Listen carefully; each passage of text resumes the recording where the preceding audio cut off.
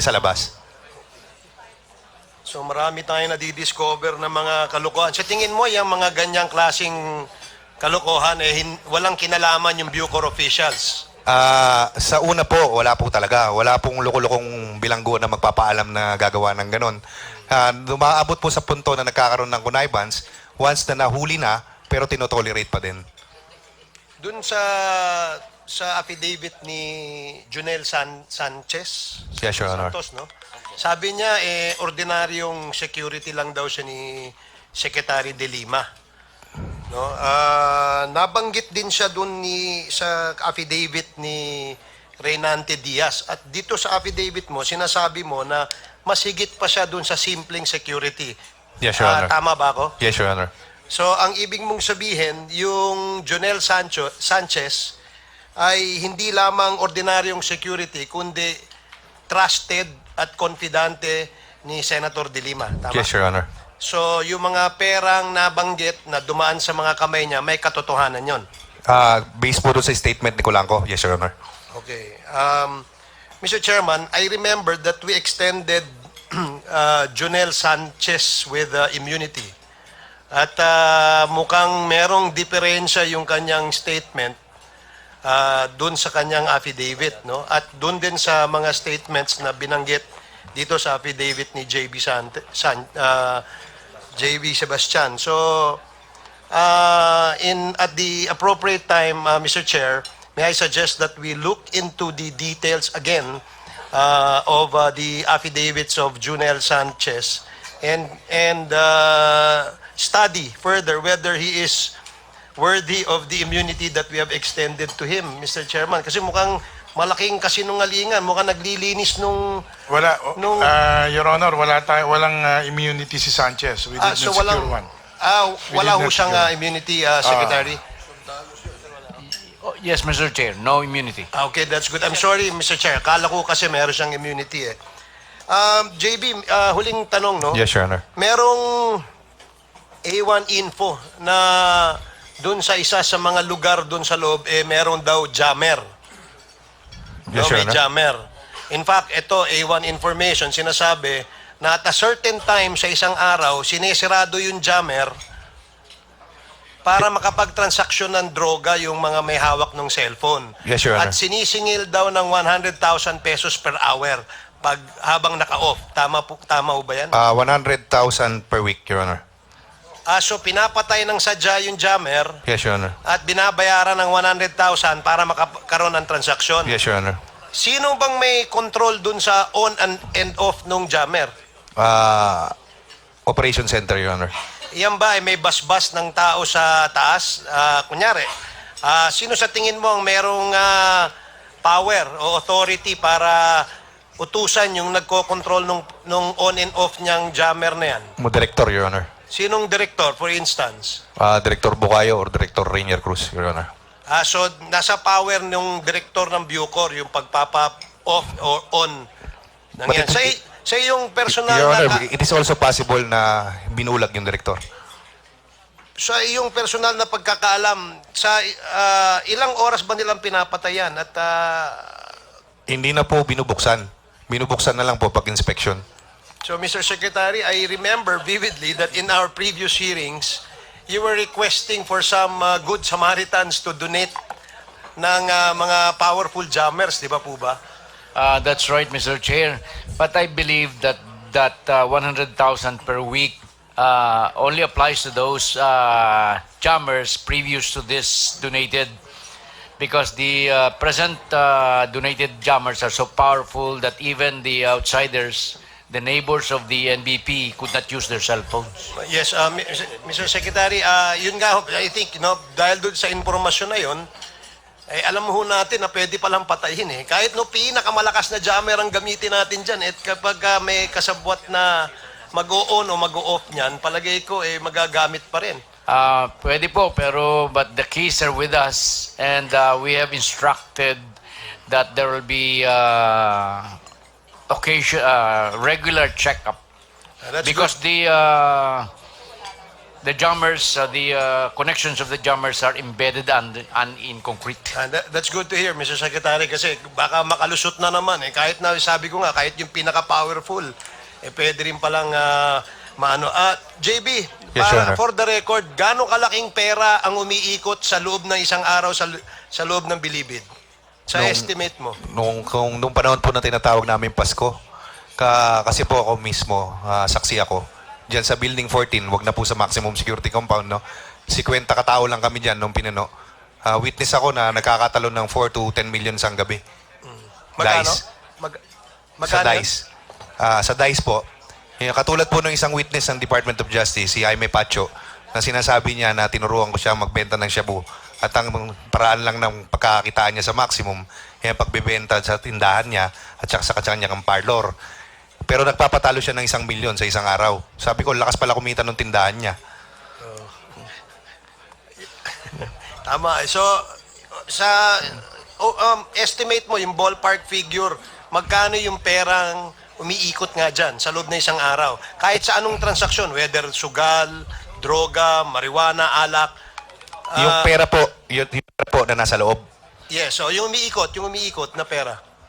Nung kasagsagan po, hindi po kayo magugulat kung makakonfiscate kayo ng 50 to 100 million dyan. So para kang may Bilibid Central Bank, kung ika nga.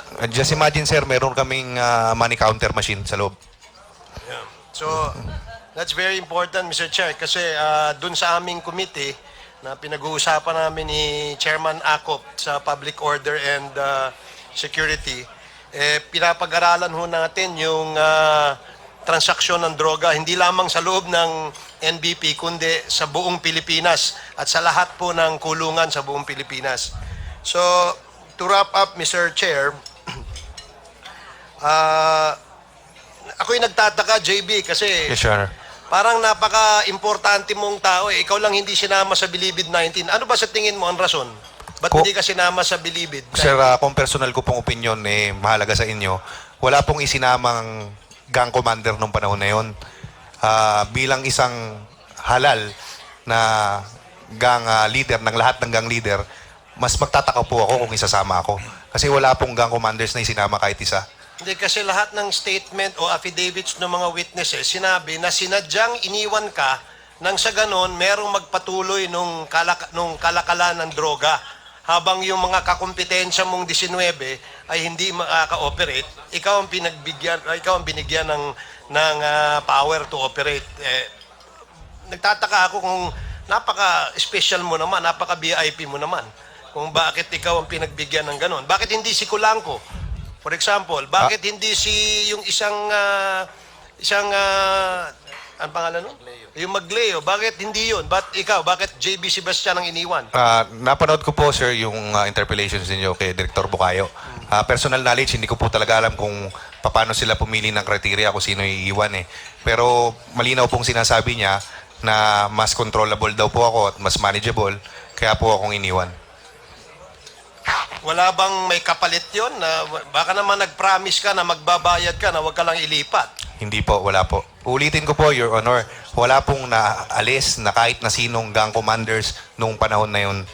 No.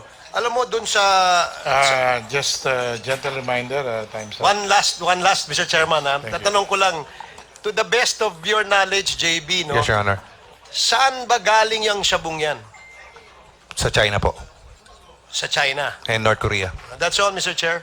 Thank you. Maraming salamat. Sabi ni Kong Ace kanina, naitanong na lahat, apparently, hindi pa pala. Nag-exceed. Pero anyway, we now recognize Congresswoman Garcia. Thank you, Mr. Chair.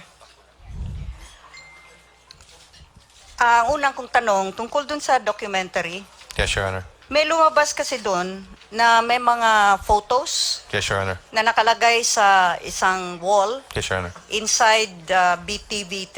Yes, Your Honor. May photo doon ni Secretary De Lima Yes, Your Honor. na kasama ka? Together with Undersecretary Baraan. Your Honor. Yes. Bakit nagkasama kayo nun? Ako po yung nag-iisang inmate nung panahon na yon.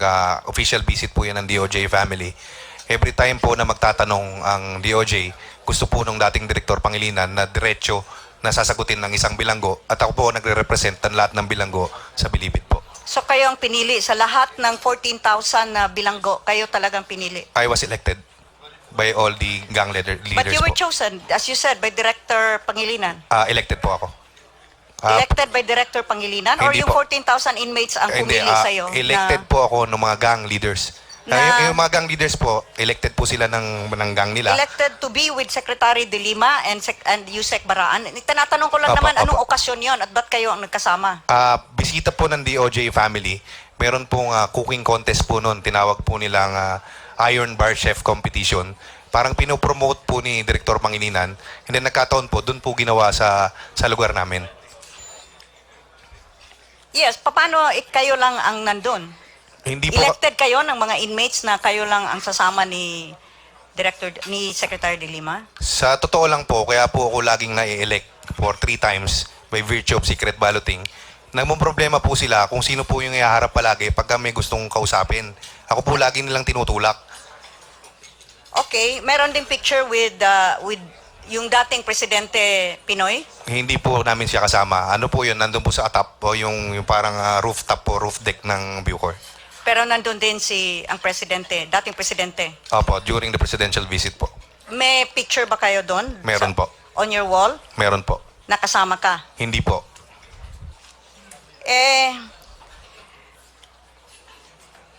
Sinabi ni Secretary De Lima na you were an agent. Why do you think sinabi niya yon? Hindi ko po malaman eh. Parang gusto niya ako mamatay dun sa building 14 eh. Pero yun, nanonood ho kami. Sinabi niya na asset ako. Eh kung totoo man, bakit niya sasabihin yun? Delikado ho talaga buhay ko. Pero justification niya yun eh. Hindi ko po alam sa kanya Kung bakit bakit niya po sinabi iniwan yun. ka at yung iba, yung Bilibid 19, transfer sa NBI. Uulitin ko po, Your Honor. Kung ako po ang masusunod, kung ako ang tatanungin, na tama ba na maglista ako ng mga pangalan at ilipat sila at ma-identify na ako, hindi po ba parang katangahan yan para sa akin? So nung nag-raid nung December 16, 2014, anong posisyon mo nun? Nag-resign po ako. So anong posisyon mo? Wala po. Nanatili po akong spokesperson ng Sige-Sige Commando, pero as head ng Presidio side, as spokesperson, hindi na po. Sino-sino yung Bilibid 19? Sabi mo walang gang leader na Wala po. transfer. Matagal na po silang natanggal as gang commander. Wala pong nasama na gang commander nung panahon na yan. Makikita Sino-sino niyo po sa yung, records. yung transfer na Mga 19? mga former gang commanders po sila na So umalis gang na. commanders pa rin. Parang Former. may influence din. Former po. Would you say yung 19 na transfer kasalukuyang engaged pa rin in drug trade? Yes, Your Honor. So yung 19 na transfer sa NBI, mga ano din yon, malalaking Yes, Your Honor. drug traders. Yes, Your Honor. Okay. Nung nag-raid, Yes, Your Honor. nasaan ka nun? Nakabihis po ako, may dalang bag. Hinihintay ko po yung raiding team. At willing ako sumama, Your Honor. So can you describe ano talaga nangyari during that raid? Sino-sino mga pumasok? Saan sila pumunta? Anong mga nakuha? Dahil po mataas yung wall nung pinaglalagyan nung tinutulugan ko, nakikita ko na lang po na pumapasok yung mga operatiba. Pero hindi ko na po nakita precisely kung ano yung ginawa nila na pumasok sila. Kasi 10 hectares po ang maximum. Hindi ka pinasok? Hindi po. Walang kinuha from you? Wala po. Bakit hindi ka pinasok? Hindi ko po alam, Your Honor. Sino-sinong pinasok? Iyan Bilibid 19 po. Yung Bilibid 19 lang. Yes, Your Honor. Pero hindi ikaw. Hindi po, Your Honor. Ngunit alam ni Junel Sanchez na ikaw rin, you were engaged in the drug trade. Ina-admit ko po that Alam yan ni Junel Sanchez. presumably, yes, Your Honor. At alam din yan ni Secretary De Lima. Maybe, Your Honor. Hindi ba sinabi mo, nag-usap kayo 8 to 12 times? Yes, Your Honor. At in those occasions, yung tinatanong niya sa iyo, bakit kayo mga commander pinoprotektahan ang mga drug lords? Ito bang sinasabi niya? Yes, Your Honor. Hindi ka ba nagtaka? Alam naman pala niya na yung binibigay, di ba nagbigay ka ng 2 million? Yes. Personally, of the 10 million na binigay mo sa kanya, yung 2 million talagang binigay mo. Sabi niya, During that iiwan time, mo Your lang yan Honor. dyan. Yes, Your Honor. Okay, so hindi ka ba nagtaka? Mukha yatang hindi yung inconsistent yata. Ba't siya pinapagalitan kayo at pinoprotektahan yung drug lords? Samantala, masasabi mo ba na yung 2 million na binigay mo, talagang galing naman yun talaga sa drug trade? Yes, Your Honor. Would you say that alam niya na yung 2 million na binigay mo sa kanya, galing sa drug trade? Yes, Your Honor. So alam niya. Yes, Your Honor. So inconsistent yung sinasabi niya. Siya po ang inconsistent kasi may media po nung times na pinagagalitan niya kami. So may nakikinig na media. Marami po media, ganyan karami ho eh. Ganun ba? Okay. So ganun ka inconsistent, parang moro-moro. Maybe, Your Honor. Siguro pareho sa drug raid noon na nangyari noong December 16, 2014. Maybe, Your Honor. Na parang moro-moro din. Yun po kasi ang pinagtataka ko. Dahil matagal na po ako nakakulong eh. Sabi ko, very unusual. Napapasukin lahat yung bawal. Meron pong price list eh. 20,000 aircon, 15,000 motor, 100,000 yung golf cart. Parang pupuntahan ka lang, order ka lang, papasok nung times na yun. Mga 3 to 4 months before the raid. Kaya sabi ko, magre-resign ako. May naaamoy akong kakaiba rito. That was the time na nag-resign ka? Opo, dahil ayokong masausaw dun sa problema eh. Kasi nung naglabasan na ho yung problema ngayon, lahat ho ng mga request ng mga taong nagpasok na kung ano-ano, nilabas po sa media eh. Anong narinig mo right after the raid? Ano-ano ang nakuha? Meron ka bang idea kung magkano talaga ang nakuha sa raid na yon? Insider information.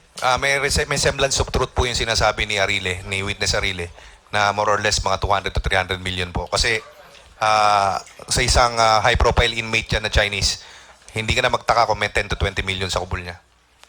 Okay, this is my last question, Mr. Chair. This is really yung ginagawa namin dito is really in aid of legislation. Yes, Your Honor. Nabanggit na nga ito sa kasamahan ko.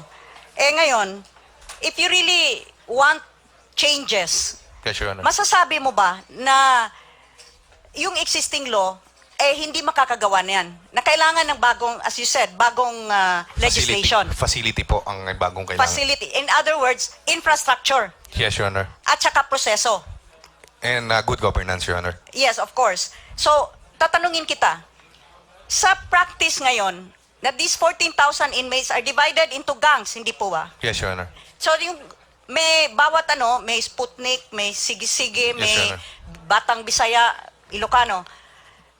Kung magkakaroon tayo ng bagong legislation and infrastructure na kayo'y bibigyan talaga ng nakatuon na cell with its own facility, siguro sa loob, at saka yung pag-aano ng mga contraband items ay gagawan ng stricter process na hindi makakapasok.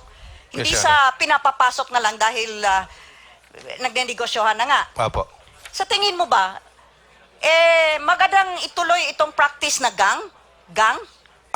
Yung gang po kasi parang naging way para maka-sustain yung pamumuhay ng mga tao dyan sa loob. Kung wala po silang pangangailangan siguro, yung mga basic needs nila, baka hindi na rin kailanganin yung gang. Kasi ang nangyayari ko ngayon, sa tingin ko, itong even prison authorities nagiging very dependent na magkakaroon ng peace and order, even a peaceful atmosphere sa loob, they're very dependent on the mayores and even the commander because of these gangs. Somehow, Your Honor. So if we will come up and craft with proper legislation na makakaroon tayo ng proper facility with Yes, the Your Honor. proper infrastructure and proper rules and regulations, sa tingin mo, dapat i-disband itong mga gangs na to? Yes, sir. Yes, Your Honor. But together with good reformation program, Your Honor. Yes, okay. Thank you. Thank you, Your Honor. Mr. Chair. We now call we now recognize Congressman Fortun. Thank you, Mr. Chairman. Mr. Sebastian, tanong ko lang, sabi niyo kasi, yung pagpapalusot ng mga kontrabando papunta sa loob ng ng New Bilibid Prison ay Yes, Your Honor. hindi niyo na kailangan kumonekta pa sa mga malalaking opisyal. May times na kailangan po, may times na hindi. Anong mga pagkakataon na hindi na kailangan kumonekta pa sa mga malalaking opisyal? Kung halimbawa, kung cellphone, hindi na po kailangan makipag-usap sa direktor kung cellphone lang yung papasok ninyo. Yung pagpapasok po ng mga droga, Hindi rin po. yung ibang mga kontrabando. So kung halimbawa, concert, hindi po pwedeng hindi alam ng direktor yan.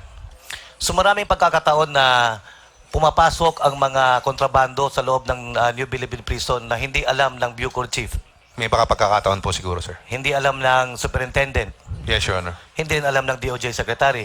Yes, Your Honor.